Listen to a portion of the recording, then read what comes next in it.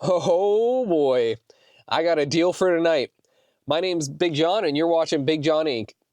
On Facebook tonight around 6 o'clock, I was scrolling through and actually saw two zero-turn mowers come up in one posting for $500. This is quite a steal. One's a John Deere mower. The other one I think is called a Country Clipper. Both the mowers are listed pretty much as not running. Doesn't really matter. For $500 for both, I think it's a steal. It's about an hour and a half drive each way. It's 7:30, so I'm planning on getting back home around, I don't know, 12:30 or 1 tonight. But definitely worth it. Let's go see what these things are.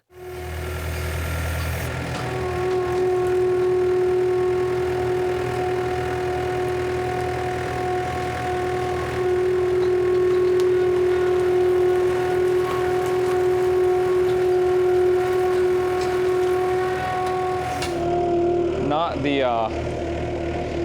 best solution, but it's gonna work just for getting it on the truck.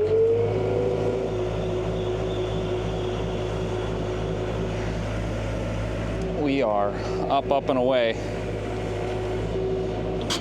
So the idea is the front of that deck is gonna sit on top of the John Deere. Keep going down.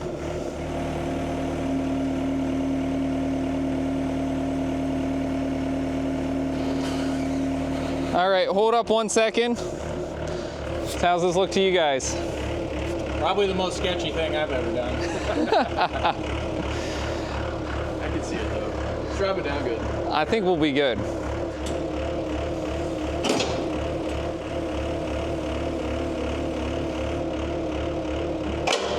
Perfect.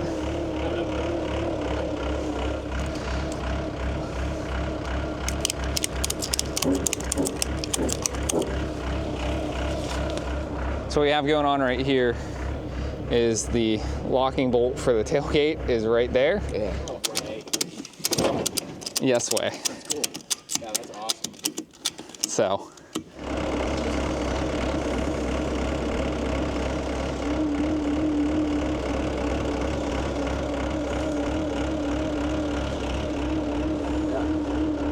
Dude, that's perfect. Beautiful. Do you think anyone would tailgate me? No, I wouldn't. We are loaded and ready to go. If this isn't precarious, I don't know what is. If you're in Iowa and it's 11 o'clock at night, you might want to just stay home at this point. We made it back. I got my truck here. I ended up going to work with all the lawnmowers in the back. I'll be working to try and get this stuff unloaded tonight. We will need to be getting the forklift over to the truck. The only problem is we got a little bit of gravel to get through. And this gravel over here, I'm not too worried about. I have some fines in it. It's the gravel off to the side that I used a bunch of cleans that the forklift has gotten stuck in before. So my terrible plan is to use these 2x12s, 2x10s. And you're probably wondering why I did not use this trailer here. And that is a great question. I would have loved to. The only problem is right now, this trailer has a little ticking time bomb. And I did not want to mess around with that last night.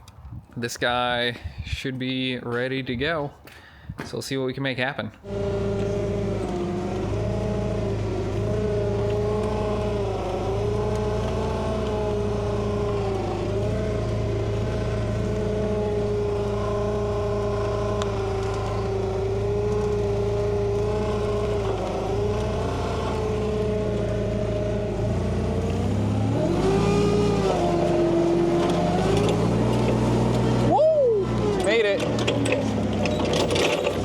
Take all the straps off.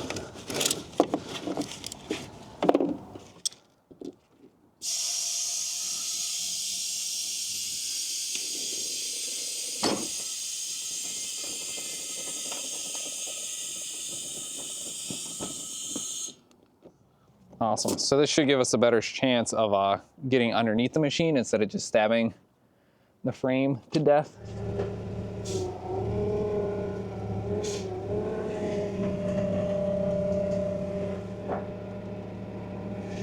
We have our forks going back underneath there. They'll hit that nice metal bar right there behind the seat belt. So we got The back of this ratchet strap down on 2 different sides.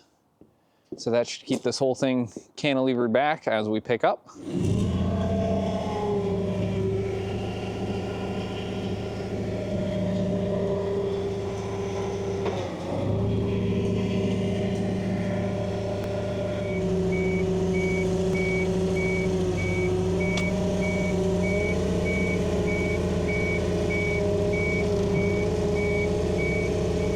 This mower has a few more than the John Deere on it. I think it's like 1,111-ish hours. It did not come with a battery, and so that's something I went to the store, picked up real quick. We'll see if this thing can crank and turn over. We're a tad bit on the low side, but there is oil. That's a good sign. That should be just fine. Nothing too bad. Inner element looks pretty good.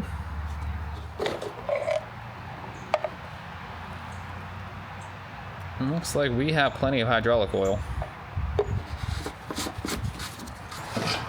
I'm not sure how this battery box is supposed to work.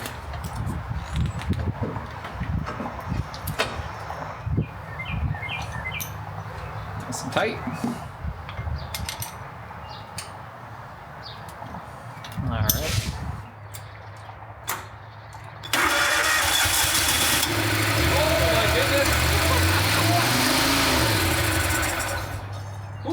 There is some water that just came out of there. That is not good.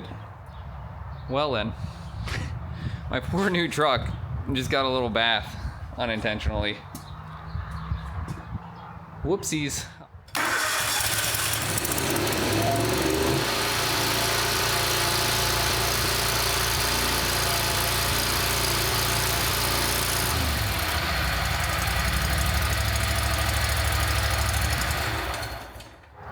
That sucks.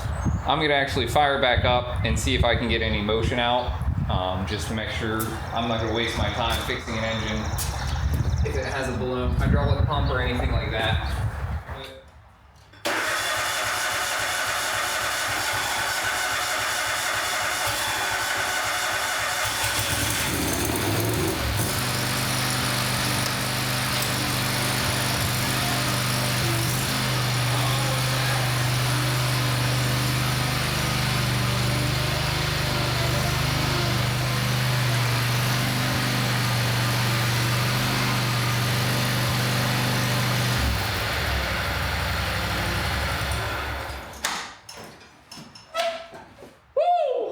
That was smoky. Well, I'm pretty excited about this mower. The fact it moves as well as it does and the deck runs is pretty promising. So that sounds like the hydraulics work, the electric clutch works. The issue that we have is with the engine itself. And normally if you have leaking coolant that's coming out the exhaust, that normally points to either like a head gasket that's blown or a cracked block or head. Or I'm gonna take off the guarding around the engine. Luckily, the heads are very easy to access. And so I got one right here, I have one right there. With these, before I take those heads off, I'm going to have to drain the oil, drain the coolant, make sure nothing comes out at me whenever I pull those heads. The more I work on this mower, the more I'm impressed with how much serviceability and access they give you on these Country Clippers. The drain plug has a nice remote access that's pretty well guarded up underneath here. They also have all their technical documents available online.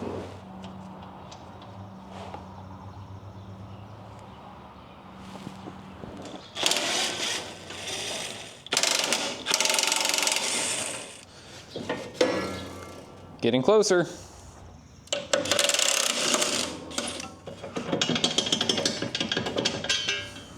And we're out. So I'm looking at how to take these heads off right now, and I was playing with the spark plug wire, and that came off pretty easily, but I noticed that the spark plug was a little wiggly there, and it just kind of comes out there with your hand. I don't know if someone was playing with this and left it loose or what. Overall, spark plug looks just fine.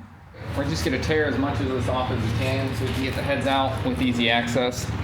That means we're gonna pull off all the intake stuff. The muffler needs to come off too, so we'll take that out. We'll probably disconnect a lot of the throttle stuff, and then that way we can pull each of the heads off.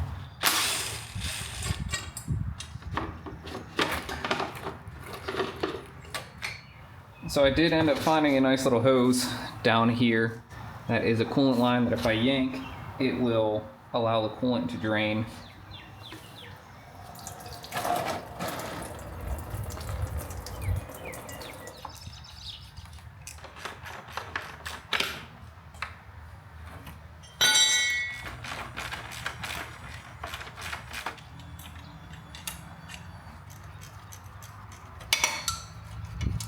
Out, and then we just need to take this one spring off, and your whole throttle plate assembly is now gone. Drop right off.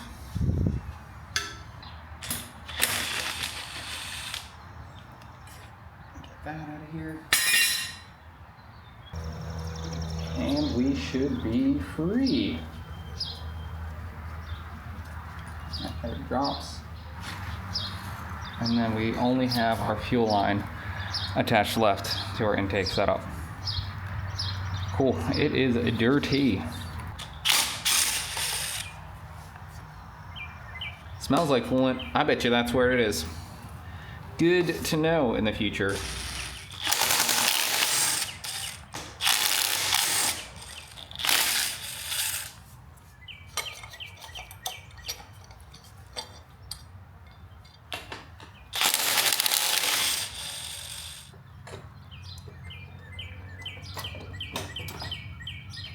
On the push rods.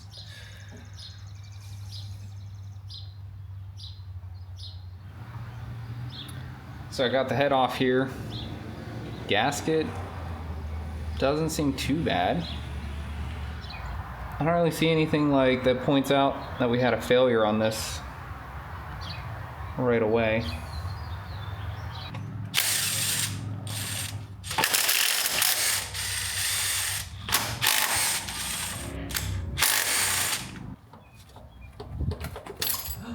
Okay, cool.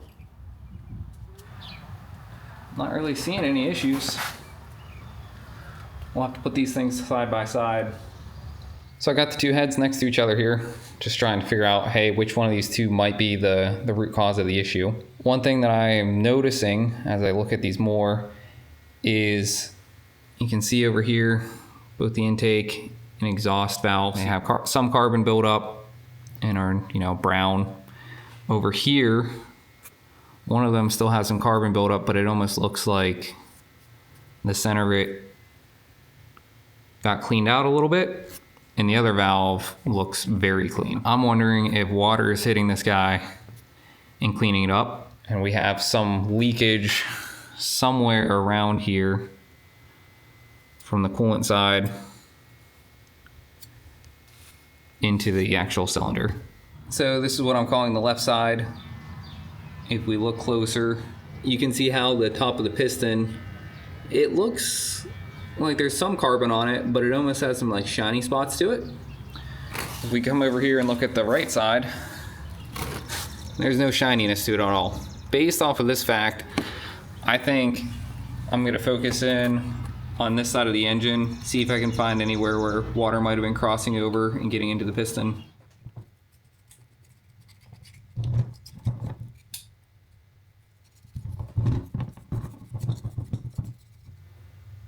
I don't really see anything. We'll compare the two once we get the next one off.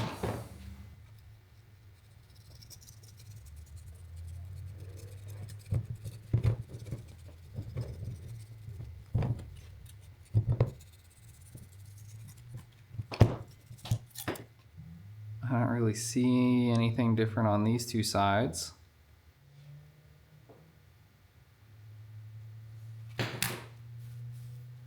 Let's clean up the heads, see what they look like.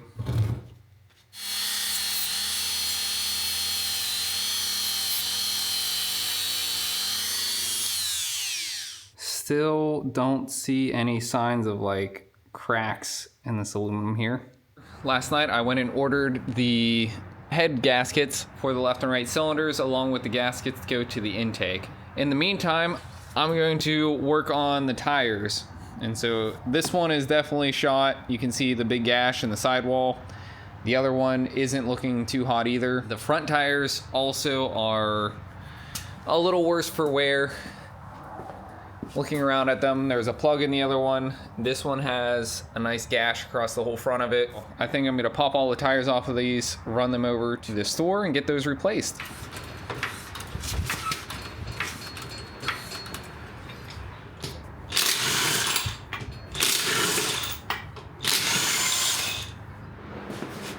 Second tire off.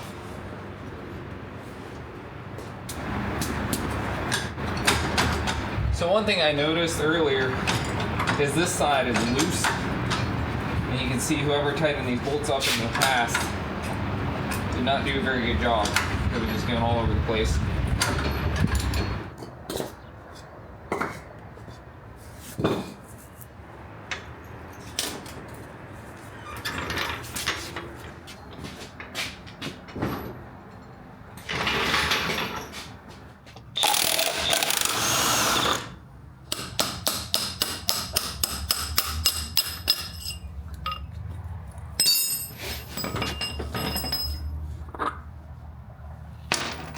We got our gaskets in today, so I'm going to put the heads back on this Kawasaki engine, tighten everything up, and hopefully these new gaskets will fix our water leak.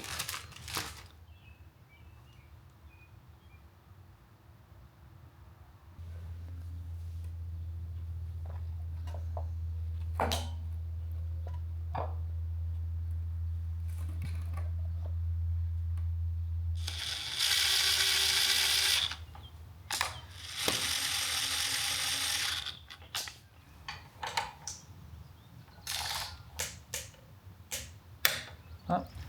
All right, here's the final little torque.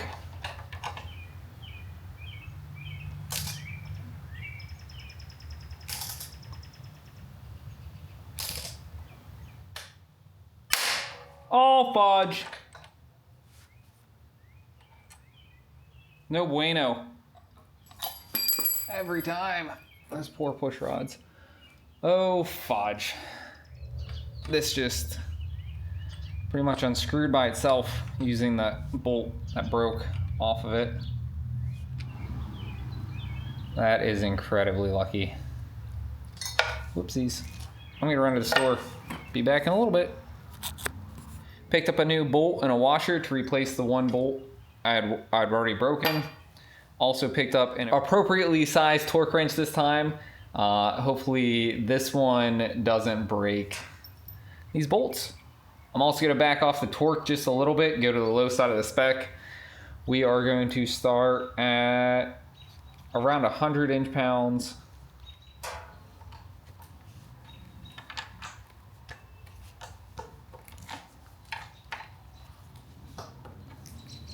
All right, so that's our first torque. Now I'm going to take this up to 250. Click that one.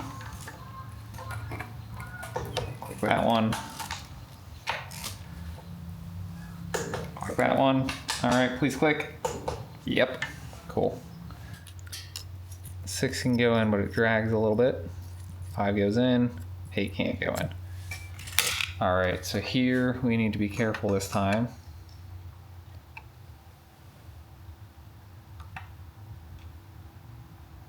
Give it a little back pressure as we tighten this down.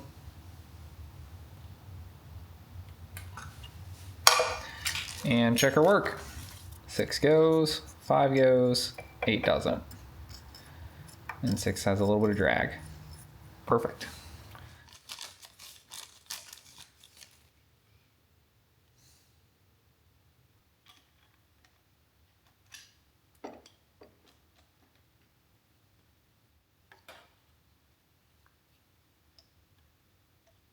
First bolt.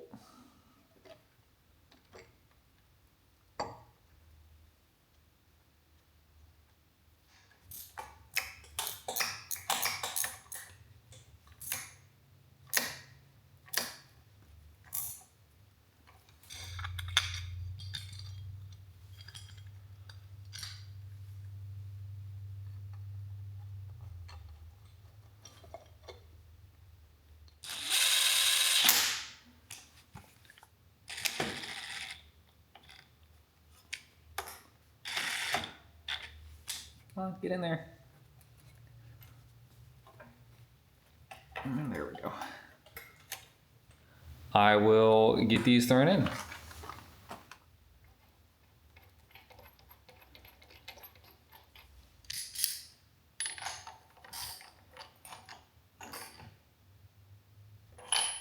I just topped it off with some oil. Next up, put some coolant in, and then we're gonna fire this thing up, see if she runs.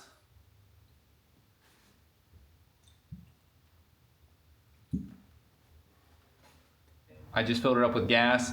I'm gonna try getting this thing started up. It's going to take a little bit for the fuel to prime, but once it does, it should kick off. I do not have the muffler attached right now because I wanna see if we do continue leaking coolant into the system.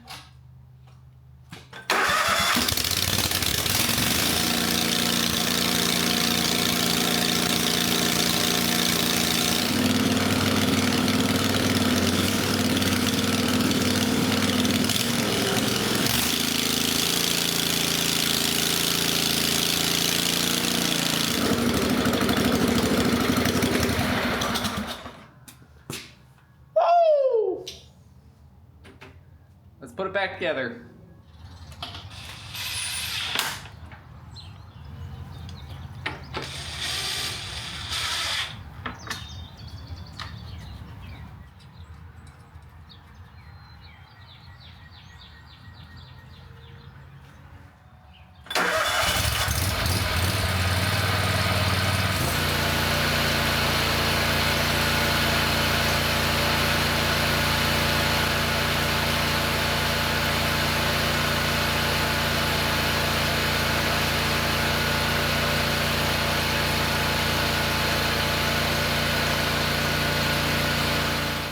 So unfortunately, the tire shop had lost one of the two caster tires. So they're looking for it right now. Hopefully they find it today. If not, they'll probably have to order me up a new one.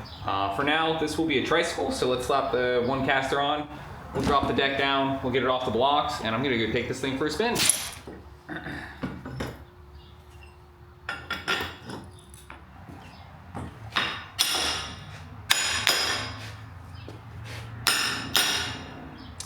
Well then.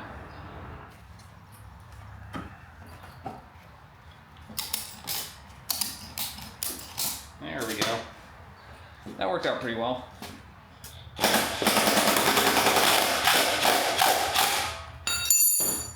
Sweet.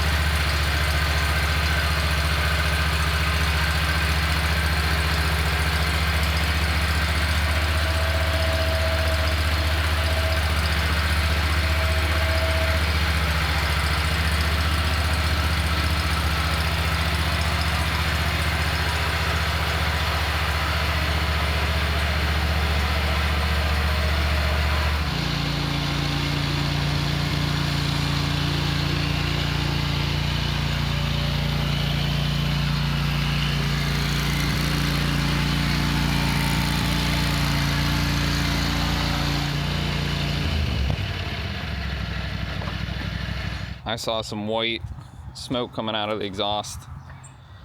Oh, we probably blew another head gasket. Less than amused.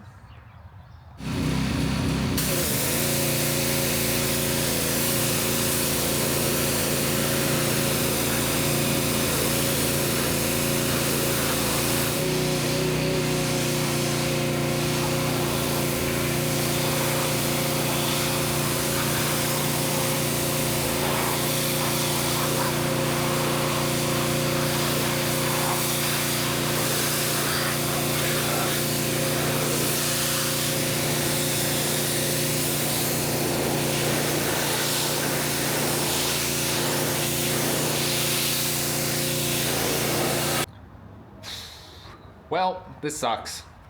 Even after the new head gaskets, this engine's still burning coolant. I am a little bit frustrated with that one. More than likely, either the engine block or the heads are warped. And so no matter what gasket we put on there, you're gonna get some blow-by from the coolant into the combustion chamber. And pretty much I decided to give up on trying to rebuild this engine. So we'll see what the next step is.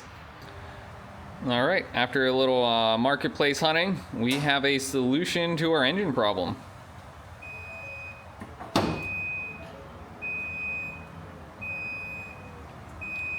We're just gonna swap the engine out.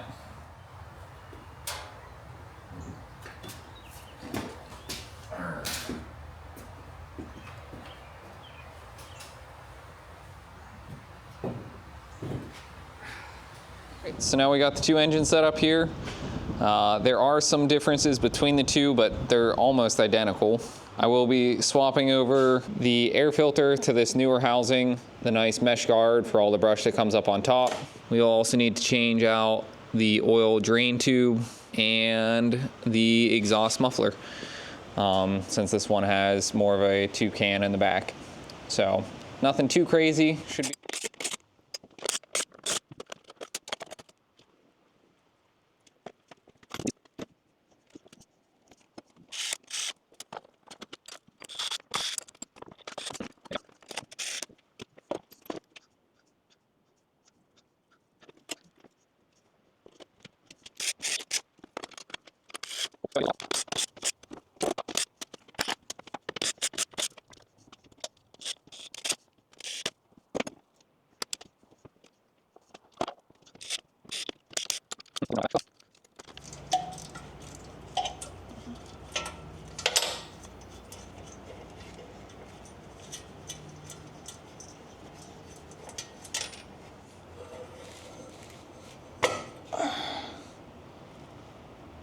Oh my.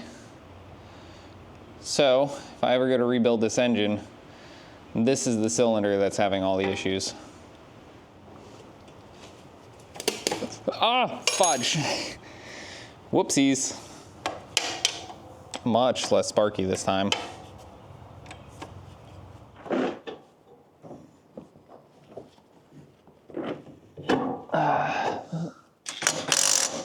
Oh, fudge, wrong way.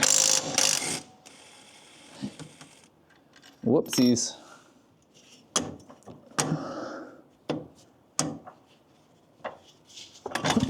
Oop.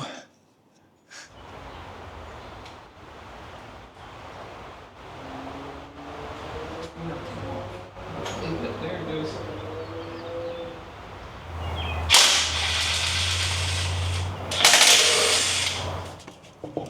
And let's just double check that we don't have anything. No, we're good. Okay.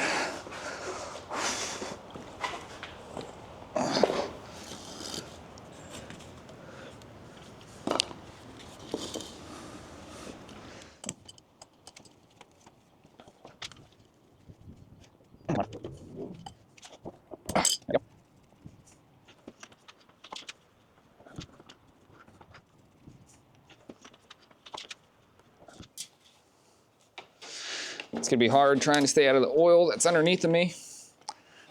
Okay.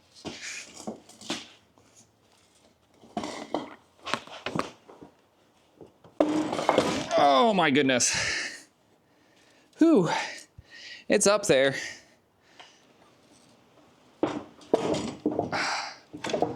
All right.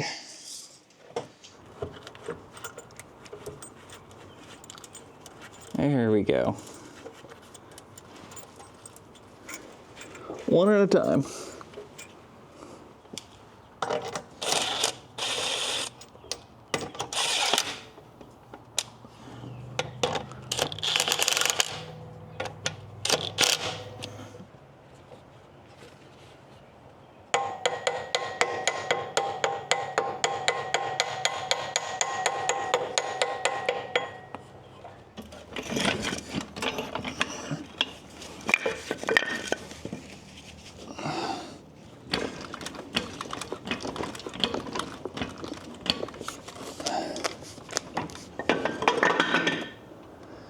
went a whole lot easier.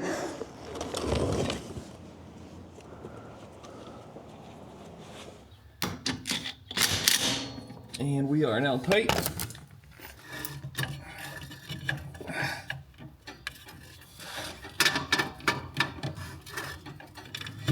There it is. Sweet. So yesterday I didn't show it, but I did disconnect the wires for the pretty much the magnetos and the fuel shutoff. With those disconnected and a hot wire running to the fuel shutoff, this thing was able to fire up, run, drives around outside. So hopefully switching out this key switch will fix that wiring issue.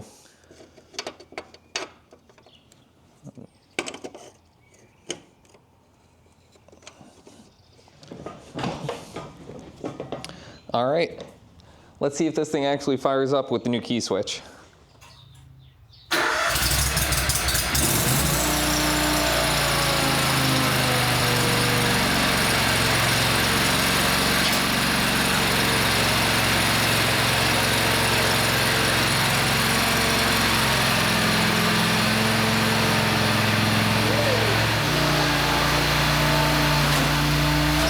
A couple hours later, I left the camera off because this has been a rather frustrating afternoon for me.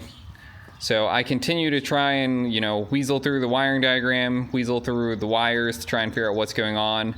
I finally decided to rip apart some loom and see what the deal was.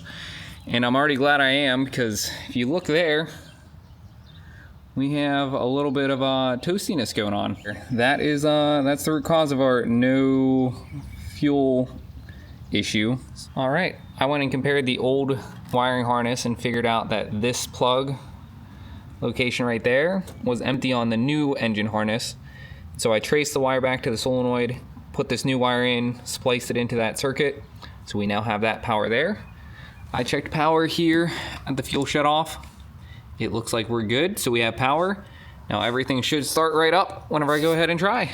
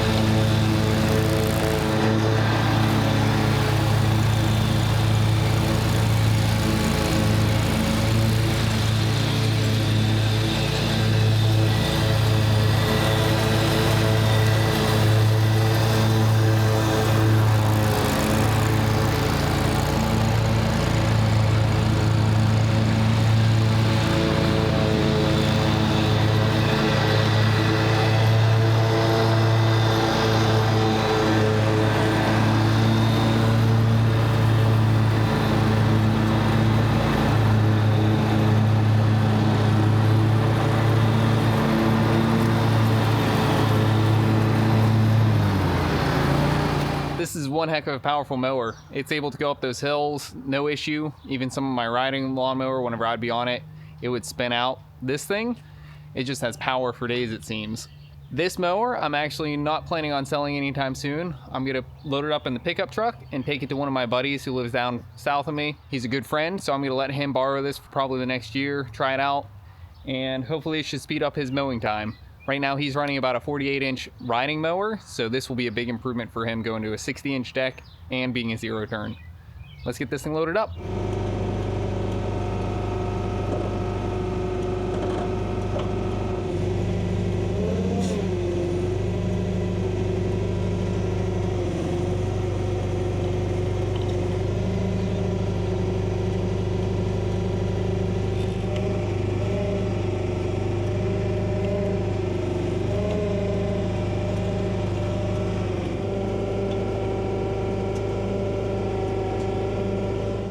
Fits in there pretty nicely.